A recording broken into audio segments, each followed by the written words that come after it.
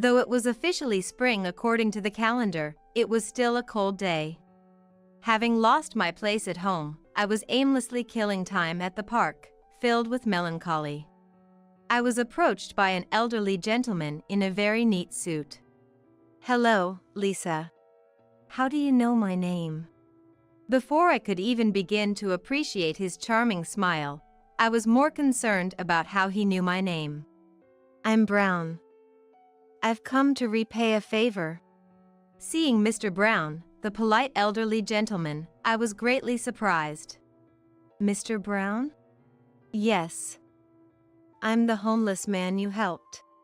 It was hard to believe, and I felt stunned by the unexpected turn of events. "Good deeds come back to you, bringing fortune. I've come to prove that." Mr. Brown offered me, who had been downcast, a significant proposal. I, Lisa, have been living with my son and his wife since my husband Stephen passed away a few years ago. If we got along well, there would be no problem, but unfortunately, that's not the case. My son, Nicky, can best be described as full of energy in the kindest terms, and his wife, Annabelle, as feisty just as the same. Frankly, there's no need to mince words. Nicky was a frivolous person who always tried to play along, and Annabelle was selfish and lazy. Stephen was very strict in his lifetime, always keeping a close eye on Nicky and his wife. And if they stepped out of line even slightly, he did not hesitate to scold them severely. Perhaps because of that, Nicky and his wife were relatively meek while Stephen was alive, and we had few problems living together. However, after his death, Nicky and his wife started to get carried away, showing their true colors, so to speak. Not that Nicky isn't my child, and criticizing him feels like criticizing myself, but I wonder if I might have made some mistakes in raising him. Still, Nicky is the better of the two, Annabelle is the problem. Even before the mourning period for Stephen ended, she became visibly more arrogant and lazy. How so? While I wouldn't say it's all Annabelle's fault, the issue was she did no housework at all. She, as I knew, was 66 years old, not as physically capable as I might seem, and yet, she dumped all the housework on me. "You should just stick to doing the housework." It's not that I hate doing housework, but having it significantly cut into my personal time was something I couldn't accept. That personal time, simply put, is dedicated to my hobby of crafting various things. My creations might be common, but they include things like scarves, items that are part of daily life. To get back to the point, Annabelle indeed did no housework at all, leaving it all to me. Even I, usually so understanding, found myself unable to accept, or rather felt it was downright unreasonable, and spoke to Nicky about it. "Could you talk to her? It's not that I hate doing housework, nor do I think it's solely her duty, but it seems a bit much, don't you think?" According to Annabelle, what else could Mom do but housework, right? It was as if he wasn't listening at all, always siding with the stronger argument, just a superficial person trying to please, and I quickly had to give up hope. Even conceding as much as I could and accepting the housework, not having time for myself was the real issue. For example, one day, after finishing up with the chores, I was yelled at by Annabelle while I was knitting, which is my hobby. "What are you playing at, Lisa? If you have time for that, you should go shopping or something." I couldn't understand why I was being yelled at like this, and even if there was a reason, it seemed completely unjustified. After all, Annabelle, who spends her days in leisure, was the last person I wanted to hear it from. If such days continued, even I couldn't stay quiet forever, or rather, I didn't intend to be that much of a pushover. "Annabelle? Don't you think you should do some of the housework yourself?" "What? Are you saying that's my duty? Your values are so outdated it's laughable." Annabelle's right. "You know, Mom, that's called being a boomer." "That's not what I meant. I was just speaking common sense. Boomer common sense is nonsense to everyone else. I won't tolerate backtalk. Exactly. Even if I reluctantly overlooked her arrogance, Nikki, who only sided with what was advantageous to him, was just disappointing. But even if my protests were completely in vain, being called a boomer was truly disheartening, and more than giving up, it was purely infuriating. The self-centeredness of Nikki and his wife accelerated after my protests, and Annabelle even began to say things like this. Boomer Lisa, who can only do housework. Is dinner ready yet? Being constantly harassed, I couldn't even force a smile anymore. In fact, it seemed rare to be able to smile under such treatment. While it was bad enough not to be able to laugh, I increasingly felt like I had no place there. Unable to bear her cold stares, I started escaping to the park as soon as I finished the bare minimum of daily chores. The season was about to turn to winter, and though it was indeed cold outside, it was still better than enduring Annabelle's harsh words. Unfortunately, there wasn't much to do at the park, and I could only sit on a bench until it was time to prepare dinner, looking up at the sky. Despite how unbearable Nikki and his wife were, I still carried a mobile phone for emergencies, as it would be troublesome if they couldn't contact me, but I didn't know how to kill time with it like the younger generation. What I could do was, for my own comfort, look at photos of the handcrafts I had made, which had accumulated in quite a number, and modestly praise my own efforts. This park is quite spacious and gets fairly busy on holidays, but on weekdays during the day, it's almost deserted. However, I did notice a few cardboard houses, suggesting some homeless people called this place home. From the bench I happened to sit on, I could see one of the cardboard houses, but I knew I had no right to scold the homeless person living there, even though I was in a similar situation. One time, I saw a homeless man emerge from that cardboard house within my field of vision. He seemed to be in his 70s, with disheveled hair mixed with gray and an unshaven beard that had grown freely, wearing shabby clothes. It's wrong to expect anything from a homeless person, but strangely, his eyes didn't seem clouded, rather, they appeared to possess a firm will. I believe that the state of one's heart reflects in their eyes. By that measure, it seemed that this homeless man had some kind of purpose, and that alone made him seem favorable to me. However, that didn't mean I wanted to get close to him, and in reality, there was no connection between this homeless man and me. That day ended like that, but on another day, when staring up at the sky became too boring, I decided to bring my knitting from home and knit outside. The weather was capriciously mild and warm for early winter, making it comfortable to work outside without my hands becoming stiff. Moreover, working felt more productive without Annabelle watching. That homeless man was in my field of vision again, which was fine, but he was intently watching me knit. It wasn't a gaze filled with disdain, rather, it seemed curious. I knew it was rude to say, but I couldn't help wondering why a male homeless person would be interested in knitting, although being watched didn't bother or hinder me, so I decided not to mind. When I got used to working outside, that homeless man approached me. Hello. My name is Brown. What? Hello. I'm Lisa. He introduced himself politely, and I found myself drawn into responding to this homeless man, who called himself Brown. Up close, Mr. Brown, despite his unkempt appearance, had a sparkle in his eyes that was rare to find, and I didn't feel any disgust being near him. I've seen you around lately. With the weather like this, wouldn't it be better to stay indoors? Mr. Brown's voice was very gentle, not hoarse from drinking or smelling of cigarettes, suggesting he probably didn't smoke. Above all, his voice was kind, which made me lower my guard a bit. It seems knitting is your hobby. Don't your hands get cold, making it hard to move them? Though, if you find it more productive outside, that's a different story.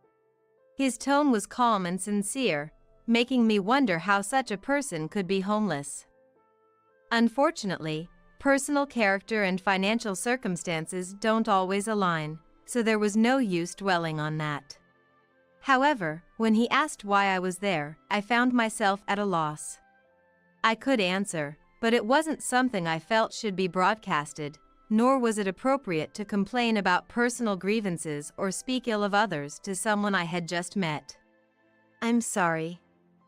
I'm not trying to pry into your affairs.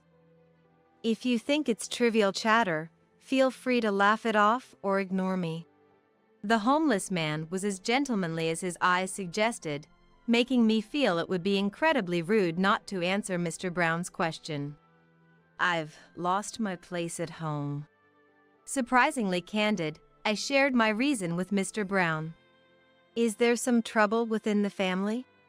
Yes, my daughter-in-law is terribly overbearing.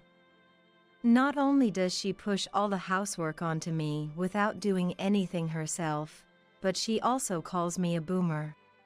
At that moment, I wasn't sure what expression I wore, but Mr. Brown looked troubled. That's a terrible situation.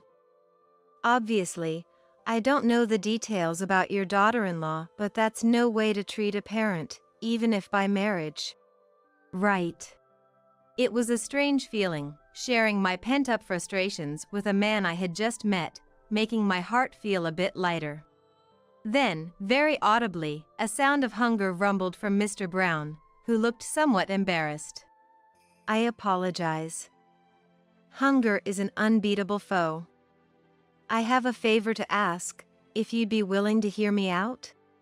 And what would that be? Could you spare $1? I don't want to seem patronizing after listening to your story, but if you could see it as an act of kindness. If he had asked for $100, I might have refused, but $1 seemed insignificant, and after listening to my story, it felt wrong not to respond to someone in need. Is $1 enough? It's plenty. I took out $1 from my wallet and gave it to Mr. Brown. This helps a lot. Now I can survive another day. Seeing his genuine relief made me realize the daily hardships of being homeless, making me feel like I had done something very good. Excuse me, but I must go and find some food now. After thanking me politely, Mr. Brown hurried off towards a nearby budget grocery store. There, even with just $1, he could buy a pastry, at least quieting the pangs of hunger for a while. Of course, I knew that wasn't enough for a real meal, but I didn't see any reason to go out of my way to care for Mr. Brown beyond that. Every day I ran into Mr. Brown, I would share my daily grievances about Annabelle, and in return, I gave him $1, a routine that continued. I didn't mind, especially since he seemed to genuinely empathize with my situation. It appeared that he would use the $1 to buy food from that budget grocery store each time. Mr. Brown, aren't you hungry? I thought the food you can get for $1 would be quite limited. One day, I made a sandwich for him and brought it to the park. Is this for me? Yes, unless it's a bother. Not at all. This is very helpful. I was genuinely pleased to see Mr. Brown so happy. Then I'll eat. Thank you. He opened the lunchbox politely and ate the sandwich with elegance yet with evident enjoyment, which, while expected, was pleasantly surprising. Your kindness is deeply appreciated. Thank you truly.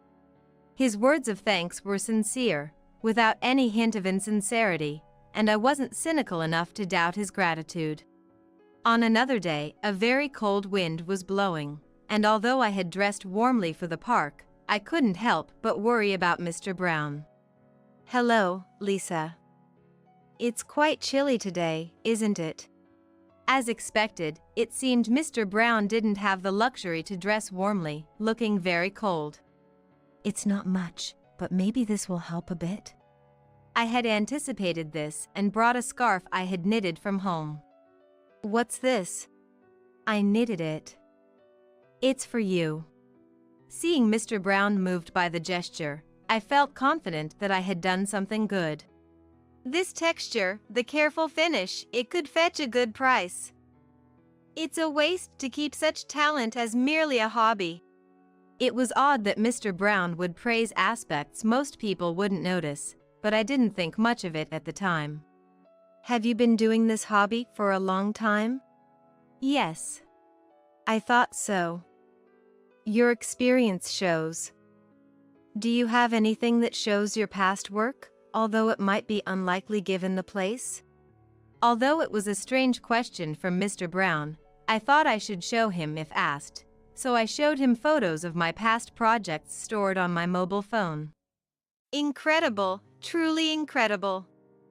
I am impressed. Thank you. The warmth of handmade items can never be matched by ready-made products. Lisa, you are remarkable.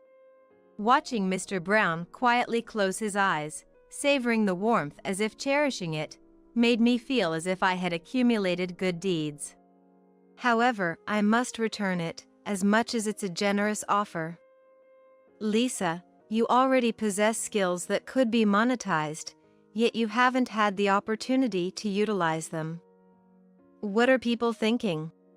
Mr. Brown seemed upset, but the idea of earning money from my skills was foreign to me, making his anger seem somewhat misplaced. That aside, I'll give you the usual $1. Thank you. Instead of heading to the grocery store, Mr. Brown went to a phone booth with the $1 I gave him. Over the next few days, I met Mr. Brown daily, giving him $1 each time, which he always took to the phone booth. I didn't know whom he was calling, nor did I have the right to know. One day, Mr. Brown was unexpectedly absent from the park at our usual time. Feeling a slight loneliness, I thought it might be difficult for a day-to-day homeless person to stay in one place. Lisa, you're going to the park again, aren't you? That's better for me. Being around a boomer contaminates my thinking. A month had passed, and after enduring harassment from Annabelle, I found myself heading to the park again. Feeling an unexpected loneliness without someone to talk to, and it was natural that Mr. Brown's face came to mind. Hello, Lisa. Yes? Looking up at the sound of the voice, I saw a distinguished elderly gentleman in a fine suit, with a gentle and lovely smile standing before me. It was beyond me why this elderly gentleman knew my name, given we seemingly had no connection. As I stood there perplexed, he greeted me with a familiarity I felt I had seen somewhere before and slowly handed me a business card. I am deeply indebted to you for the other day. Mr. Brown? I couldn't believe it at first glance at the business card, but if I imagined the Mr. Brown in my memory without his neglected beard and with his hair tidied up, this gentleman fit the image, especially the sparkle in his eyes. Looking at the business card again, it listed him as the chairman of a nationally renowned clothing manufacturer, a name familiar to anyone and with stores across the country. Why was the chairman of a major corporation living as a homeless person? Yes. I recently handed the presidency over to my son, gaining some free time for myself, and it was related to a memory of mine. A memory, you say? There was a time when I too lived a hand-to-mouth existence. It was on a cold day like this when a homeless person appeared and gave me their scarf. Then, Mr. Brown pulled out the scarf I had given him earlier. It's a long time ago, so that benefactor is likely no longer in this world. However, I wanted to understand their spirit. How could someone with nothing to their name share such kindness with others? I understood that, albeit briefly.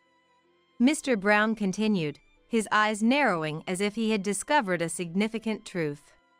If one receives kindness, they should nurture it and eventually pass it on. It's not something a frivolous person can do. It's a strength gained only through living through the lowest of lows and surviving.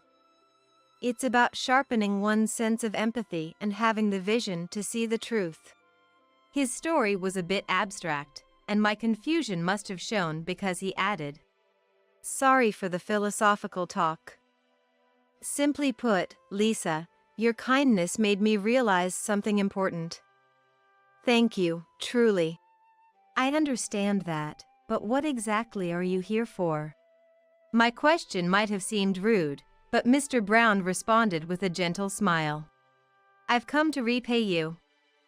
You showed kindness to a dirty homeless man and have a sure talent in crafts. I have a proposition for you. I didn't immediately grasp the meaning of Mr. Brown's words. May I have a moment of your time? Yes. Mr. Brown sat down next to me. The proposition for repaying you is none other than to entrust you with one of our company's new specialty handcraft stores we plan to launch. He presented a contract, but the sudden offer was hard to comprehend immediately. I used the $1 you gave me to discuss with my secretary over the phone. Our company values people first and foremost. We've deemed you worthy of managing a store. While I was flattered by the praise, the sudden proposition was overwhelming. I will never forget the warmth of the scarf you gave me. I want to spread that kindness further. I've heard multiple times about the terrible treatment you've received from your daughter-in-law. This could be a small step towards your independence. But I'm not the sort to own a shop. I know nothing about running a business. Lisa, modesty is a virtue, but too much of it isn't praiseworthy. My judgment isn't without insight. You have the potential. I assure you. We will support you fully in managing the business. Won't you please accept? Refusing seemed like it would be terribly unkind to Mr. Brown, and truthfully, I wasn't without a desire to become independent from Nicky and his wife. After some thought, I answered, I understand. I would be delighted to accept. Thank you. And so, I was entrusted with a small craft store under Mr. Brown's company. The store was cozy, which meant I could easily manage every corner of it, an ideal situation for me. In the time that followed, I packed my belongings at home without Nicky and his wife noticing. Once I was done, I left a text as a sort of farewell note without informing them of my new address and quietly moved out. The employees at the store I managed treated me with respect and care, making the place very comfortable. I enjoyed my freedom so much that I had no intention of returning to Nicky and his wife.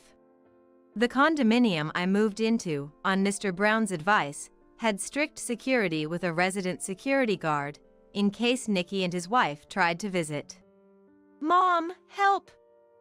Without you, we're struggling with the housework. The two of us can't handle everything.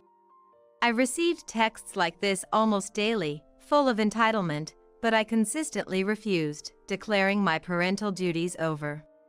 Later on, driven by curiosity, I passed by Nicky and his wife's house. Even from outside, I could tell their living conditions had deteriorated, indicated by the unmistakable smell. Nicky continued to send me texts detailing their dire situation, but I ignored them all. Annabelle, failing to understand the consequences of her actions, began harassing Nicky instead. It seemed her nature required her to oppress someone, making me feel even more relieved to have cut ties. Though I don't know if naturally is the right word, their marriage was fraught with constant arguments, leading to Nicky's demotion at work and a significant pay cut. Despite continuous texts from Nicky showing no sign of reflection, I focused on living my life, considering it his responsibility. Mr. Brown occasionally visited my store to check on things and introduce customers, maintaining a good relationship. This way, I finally found happiness.